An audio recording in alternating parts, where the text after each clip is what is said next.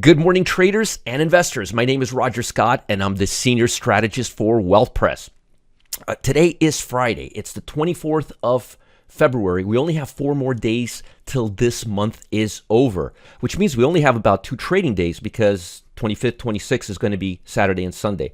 Not a very long month. Now, it's about 7:42. The market's going to open up in about an hour and 48 minutes to be exact. And as you can see here, the NASDAQ 100 is already down 100 points. The Dow's down 184 points. Now, here's the big issue that I'm having. GDP came out yesterday. The number wasn't too bad. It was within the range. I mean, it wasn't 2.9, it was 2.7. But here's where I see a problem. Last couple of GDPs and numbers, the personal consumption expenditures were actually pretty solid. They were bad yesterday, which means people are, in fact, impacted by this economy and they're starting to spend less money. The question is this the end or is this the beginning? And we're going to have more answers today because we're going to get personal income, new home sales, and more importantly, consumer sentiment. And I think consumer sentiment is going to give us more clues as to where we're at. Now, looking at the Dow technically, and I like to look at the Dow technically, it looks like yesterday, remember I told you this line right here? And there's those algos again. It looks like we bottomed out. It does look like we bottomed out. Let me switch this to a 5-day RSI actually. I find that using a 5-day RSI is really good for gauging short-term momentum. It's not the best for swing trading, but it's close. It's very, very close. So as you can see here, we're very oversold, and we kind of came up here. Now, if algos get involved today, I want to warn you a little bit, okay? This is perfect Friday session. If algos get involved today, what you may see is a breakdown below this level to shake out the weak hands and then take us higher, or it may go higher. But again, I want you to be very, very cautious and don't be so surprised if you see us breaking this low. It doesn't necessarily mean we're going lower. And the Dow has built a fairly good base here. So even if we are going to go lower, I don't think there's a catalyst for it today. But there's a huge catalyst for algos to mess with you today. Okay, a huge. And you know what they do? They do these right here. They take you out right here, and then they bring it back up. They did it right here. They did it right there. Let me show you on the QQQ. There was a classic one a few days ago. Right there. You could see it bigger right there. They did it right there to you again. But right now, it looks like we're within the range. So I'm not seeing any shenanigans as of yet. But again, it's very, very, very, very early.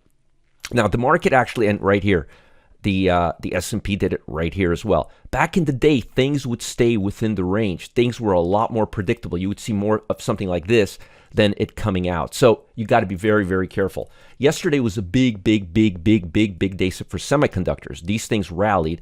Well, today they're already down quite a bit. So unless there's going to be major earnings on chip stocks, I'm just not seeing that upside, and that's what kind of saved the market yesterday.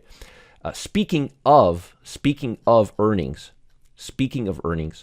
you've got today you've got Carter's, you've got Cinemark, you got Lamar advertisers, but for the most part, as you can see here, I'm going backwards, so you could see all the news that hit this week, and we've had a lot of it. Now today in my VIP room, which I'm going to do at 11 a.m., I'll summarize and put everything together for you, okay?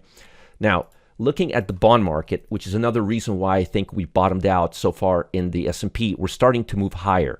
See this bottom right here? This is why I think the Dow is bottoming out, and that's why I'm being a little optimistic that we can get a little upside. But again, watch out for that shakeout. It's very easy to see it coming, and I think we're going to be seeing it coming again.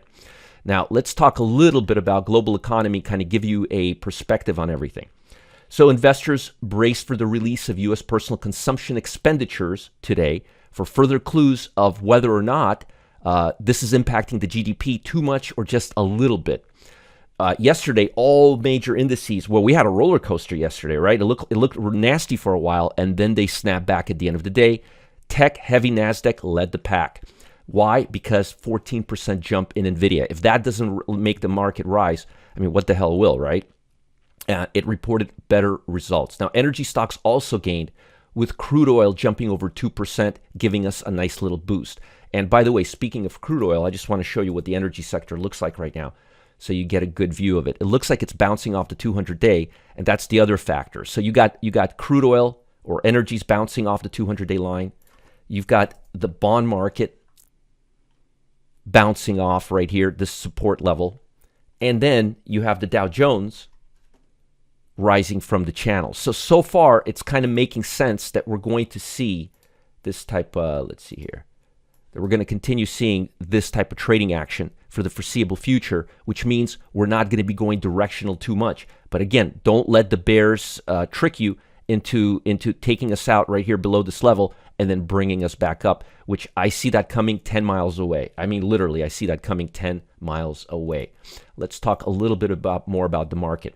Labor Department on Thursday showed claims for state employment benefits unexpectedly dropped, fell 3,000 to a 3-week low of 192,000, but stronger than the expectation of 200,000, pointing to a tighter labor market. The labor market has been really, really, really good. GDP came in 2.7, as I mentioned, versus 2.9, but honestly, that's not really anything crazy. Now, on the earnings front, Block, Square, 6% pre-open right now. That's pretty good. Autodesk, on the other hand, negative 3%. So things are moving in different directions. Today, all eyes are focused on the Personal Consumption Expenditures Index, which is their inflationary gauge. We're going to see how bad or how good it is. Also, new home sales data came in at 616,000. I want to see if the new figure is 620 or lower. Existing home sales did not come out very well. You also have the U.S. Michigan Consumer Sentiment Index. That's coming out later today. We're going to get a good idea of what consumers are thinking right now and how they're behaving. Data released in Europe showed that consumer confidence rebounded to a 10-month high. That's not, now, if we saw something like that today in the U.S. market, I think that would give us a nice little upside. And Chinese Shanghai Composite today closed lower as uncertainty over U.S. monetary policy path triggered losses in technology stocks. So everything is really mixed right now. We have to be very, very, very, very, very, very cautious.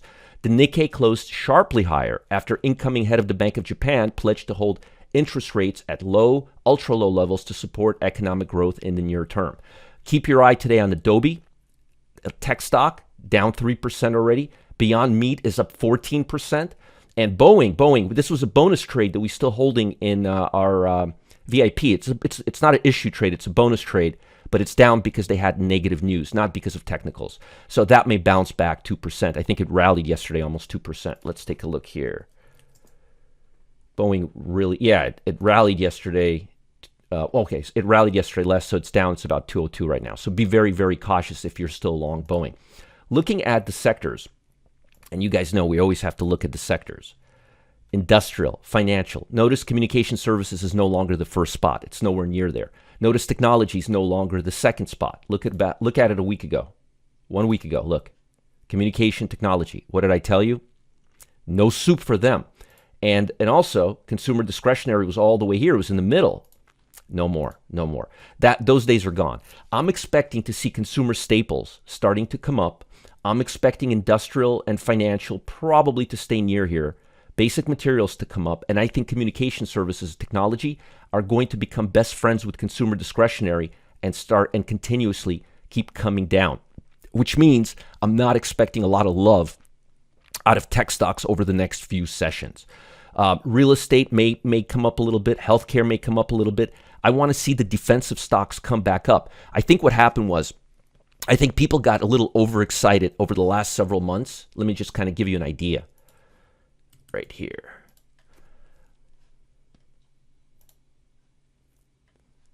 I think what happened was this. I think a lot of folks got really, really excited right here. Really, really excited. And I was telling you, don't fall for it. It's a false breakout. It's not real.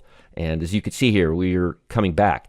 But I think a lot of people started thinking that this is over. The good times are here. We're going to go back. But I'm going to tell you right now, and this is something you should really pay attention to. Look at ARK. Look at Kathy. Look, the market will not. I'm telling you right now, this market is not going to turn into a true bull market till Kathy Woods, the ARK fund, is going to break up to the upside. As I mentioned, this fund peaked out almost a year before the rest of the market. Look, 2/8/2001. Look at when the Dow peaked out.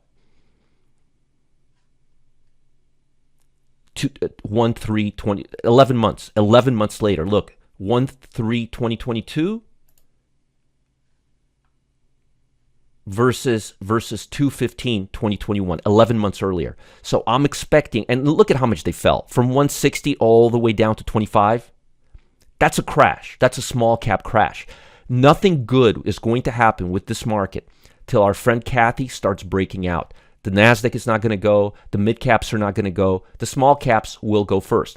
Every recession from 1950s till now, small caps peak out first and they start coming up first. So till we start seeing something from these stocks, the real small cap stocks, or small mid cap stocks, nothing good is going to happen. And if you look at the kind of stocks she has, you could see that these are like the most forward-thinking stocks: Tesla, Roku, Zoom, Block, Tech has to, Teladoc, Beam, Roblox. I mean, I'm not suggesting that all these stocks are horrible, but I am suggesting that some of these stocks are just not all that great.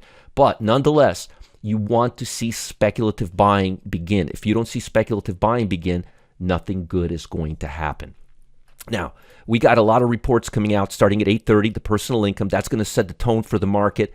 Then you've got new home sales and consumer sentiment. So keep your eye on the market. But you also have Loretta Mester speaking and Susan Collins. Now, the Fed has been fairly straightforward with us. The Fed has said we are going to keep raising rates for the foreseeable future. We're still not done yet. Now, the good part right now is we've been kind of consolidating in this price pattern. And when this happened, this is a relief of pressure on stock market. When this happened, we saw that nice little run up in technology. But now bonds are coming back up, which means interest rates are getting higher, which sucks for those stocks, which is what's causing these stocks to start coming back down. When I showed you that run on the NASDAQ and you saw how communication services, technology, and consumer discretionary, that's the NASDAQ right there. The communication services, technology, and consumer discretionary. That is NASDAQ, those three sectors. Those three sectors are way out of control right now. So expect industrial, financial, materials, energy, especially energy. They had some good news today. Healthcare, real estate to really start moving. And most importantly, pay attention to this. Look, pay attention to the algos for the next 2 days because I see it right here. Exactly the kind of crap they pulled right here and right here. I think they're going to pull right here and take us out. Now, the market could break, but if the fundamentals are fairly good and I don't see anything crazy coming up and I don't see other indexes doing that, that's the key. So what you want to see is this. If you start seeing monkey business, start looking at the top Dow stocks and see if they're doing the same thing. All right, and start looking at other indices. Start looking at Goldman Sachs, Home Depot, McDonald's, and see what they're doing and if they're following the broad picture, and also compare it to the S&P. Because I'll tell you truthfully, the Dow is the hardest index to manipulate because it has it has huge market cap. I mean, it's hard to manipulate Chevron.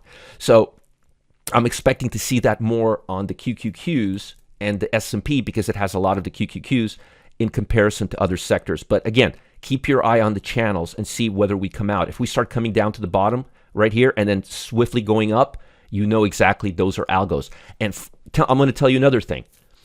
Algos like to strike at the end of the week. And the reason they like to strike at the end of the week is because, this is very important, they like to strike at the end of the week because volume is lower at the end of the week. And when volume is lower, it's a lot easier for algos to achieve their goal than not. So I end up seeing a lot more algos Thursdays and Fridays and Monday, at least till the second part of the day, than any other days. So if you want to see wacky trading sessions, keep your eye on the market on Thursdays, Fridays, and the first half of Monday. Monday afternoons, funds start buying, and they start buying and they buy up till about Wednesday. But those algos, they come in Thursday and Fridays and Monday first half of the day and totally distort the living hell out of us. So be very cautious. Now, the weekend is coming up. I've got an assignment for you this weekend, a really good assignment. Folks, I believe I've cracked the code to the stock market. It involves one specific chart pattern and 146 little-known stocks. They're not speculative biotechs, risky penny stocks, cryptos, no monkey business. You guys know how I operate, and you won't find a single one of them in the S&P. Now, I'm really excited about this discovery, and I just revealed exactly how you could trade these patterns and these companies yourself. You're going to love it. Follow the link below. Check it out. Do it now. And remember something. You could find this video in the YouTube Wealth Press channel. Also, there's a Telegram subscription. If you subscribe to Telegram, I'll notify you when these videos are out. I'm about to post it, and I'm about to press that button. You may get some cat pictures. You may get some pictures of my wife and me. But the point is, subscribe to Telegram. If you're enjoying these videos, like our channel, subscribe to our channel, and post comments. I respond there, and I'll talk to you guys later. Have a wonderful, wonderful day. Bye.